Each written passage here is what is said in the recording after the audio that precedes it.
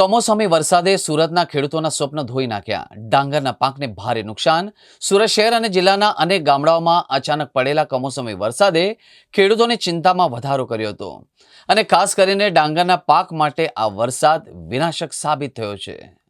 સુરત શહેર અને જિલ્લાના અનેક ગામડાઓમાં અચાનક પડેલા કમોસમી વરસાદે ખેડૂતોની ચિંતામાં વધારો કર્યો. ખાસ કરીને ડાંગરના પાક માટે આ વરસાદ વિનાશક સાબિત થયો.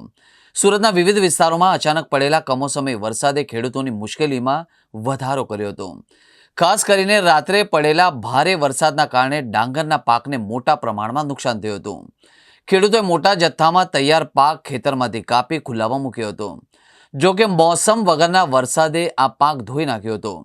ભીના થયેલા ભાતને બચાવવા માટે કેટલાક ખેડૂતો તેને તાત્કાલિક ટ્રેક્ટરમાં ભરી અન્ય સુરક્ષિત સ્થળે ખસેડવાની કોશિશ પણ કરી રહ્યા હતા. પાકને ગુણમાં ઢાંકી તેને નાશથી બચાવવાનો પ્રયાસ પણ કરવામાં આવ્યો હતો. પરંતુ વરસાદની તીવ્રતાના લીધે ઘણા ખેડૂતોએ આ પ્રયત્નમાં સફળતા મેળવી નથી.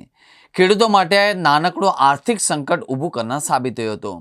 હવે સરકાર અથવા સ્થાનિક તંત્રની સહાયની આશા જોવા મળી રહી છે.